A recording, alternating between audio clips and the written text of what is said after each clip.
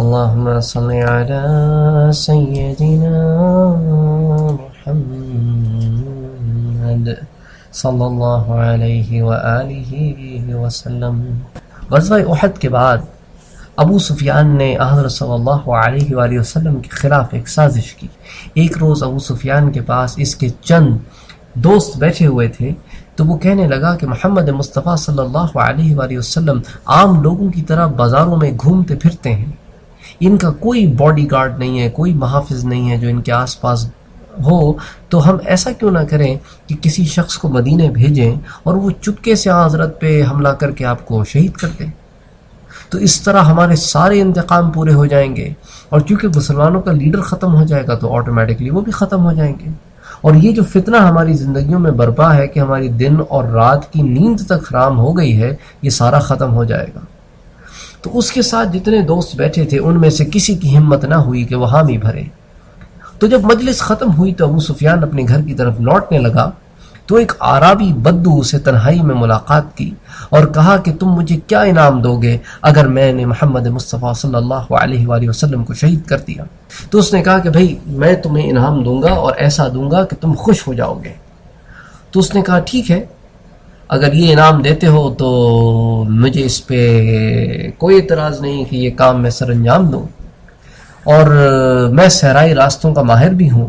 اور میرے پاس ایک چیل کے پر برابر خنجر ہے جو آسانی سے کہیں پر بھی چھپایا جا سکتا ہے اور کسی کو معلوم بھی نہیں ہوگا، بظاہر تو میں نہتہ معلوم ہوں گا، اور میں حضرت صلی اللہ علیہ وآلہ وسلم کا قرب اختیار کرتے ہی تنہائی میں کسی دن آپ کو شہید کر دوں گا، اور یہ کام میں بآسانی کر سکتا ہوں، اور میں بڑی رازداری سے یہ کام کروں گا، تو تم یہ فکر بھی نہ کرو۔ تو ابو سفیان نے اس کے ساتھ انعام و اکرام کا وعدہ کیا، اسے سواری کے لیے اونٹ اور راستے کے لیے سامان بھی دیا اور سفر کے لیے کچھ خرچ بھی دیا،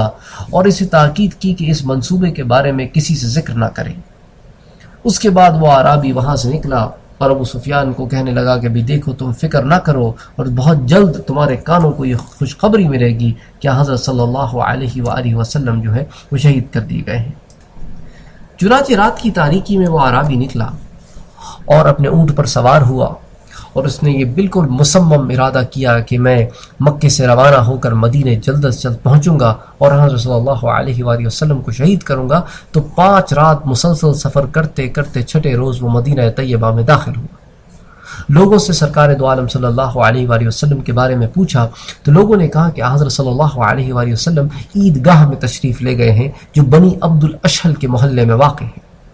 جس کے بارے میں ہم پہلے پڑھ چکے ہیں۔ تو وہ ٹریول کرتے کرتے کرتے جو ہے وہ بنی عبد الاشہل کے محلے میں پہنچا، اور یہ جو ہے احد کے قریب ہے، اور مدینہ سٹی اور احد کے درمیان بنی عبد الاشہل کے محلات جو ہے وہ قائم تھے۔ تو اس کے بعد یہ وہاں پہنچا، اپنے اونٹ کو اس نے باندھا اور مسجد میں جو عیدگاہ تھی اس میں داخل ہوا۔ حضرت صلی اللہ علیہ وآلہ وسلم صحابہ کرام سے گفتگو فرما رہے تھے، جیسی آپ کی نظر اس کے چہرے پر پڑی تو آپ نے صحابہ سے فرمایا کہ یہ شخص غداری کے ارادے سے آیا ہے، لیکن اللہ نے اس کو اپنے مقصد میں کامیاب نہیں ہونے دینا، اللہ نے مجھے اس کے بارے میں مطلع فرمایا ہے۔ تو وہ شخص آگے بڑھا اور قریب آ کے پوچھنے لگا کہ تم میں سے عبد المطلب کا بیٹا کون ہے، یعنی حضرت صلی اللہ علیہ وآلہ وسلم کے بارے میں دریافت کرنے لگا۔ تو حضرت نے فرمایا کہ انا ابن عبد المطلب، میں عبد المطلب کا بیٹا ہوں، بولو کیا کام ہے؟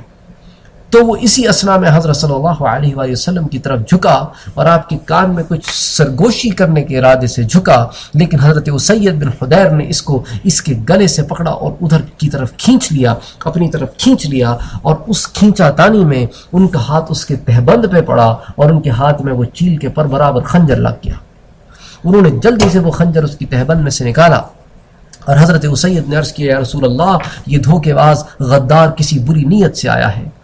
عرابی کے تو حواس باختہ ہو گئے اور چلایا دمی دمی یا محمد صلی اللہ علیہ وآلہ وسلم، مجھے میرا خون مجھے معاف کر دیجئے۔ آپ صلی اللہ علیہ وآلہ وسلم نے فرمایا کہ سچ سچ بتاؤ تو کس ارادے سے آیا ہے اور تجھے یہاں کس نے بھیجا ہے؟ سچ بولنے میں ہی تیرا فائدہ ہے، اگر جھوٹ بولے گا تو خود نقصان اٹھائے گا، کیونکہ تیرے آنے سے قبل میں ان کو تیرے ارادوں کے بارے میں بتا چکا ہوں، لیکن میں تیرے منہ سے سننا چاہتا ہوں۔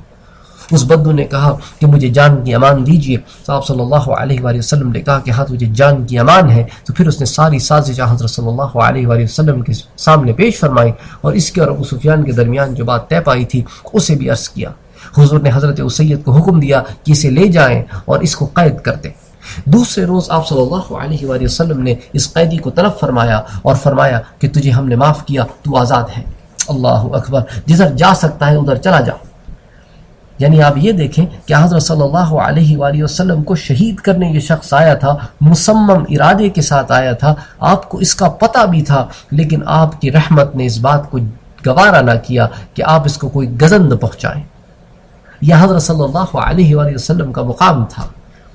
کہ آپ صلی اللہ علیہ وآلہ وسلم نے سب کچھ جاننے کے باوجود، اس کے منہ سے سب کچھ جاننے کے باوجود بھی اس کو صرف قید کیا اور اگلے دن کہا کہ تجھے رہا کر دیا۔ تو اس کے بعد جب اسے رہائی کا پروانہ دے دیا تو کہا کہ میں تیرے آگے ایک تجویز رکھتا ہوں،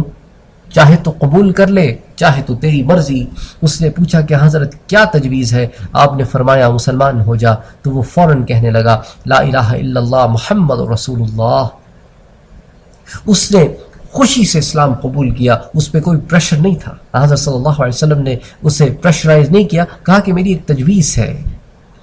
اسلام قبول کیا اس نے اور کہا کہ اشہد ان لا الہ الا اللہ و اشہد وانک انت رسول اللہ۔ پھر عرض کرنے لگا کہ آج سے پہلے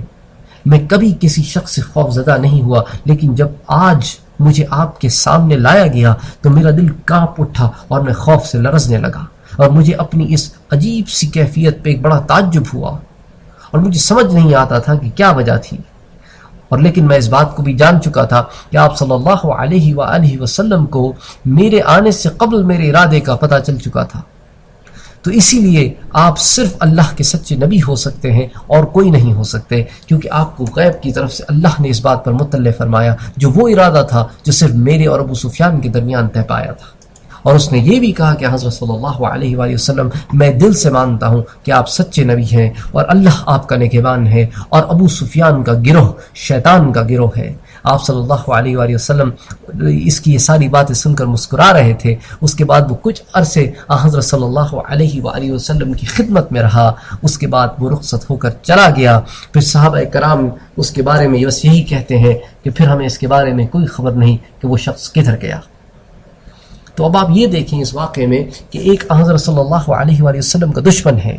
وہ آپ صلی اللہ علیہ وآلہ وسلم کو قتل کرنے کے ارادے سے کسی کو بھیجتا ہے، آپ پر اللہ تعالیٰ اس کے ارادے کو مطلع فرماتے ہیں، آپ سب جاننے کے باوجود اس پہ رحم کرتے ہیں، اسے معاف کرتے ہیں،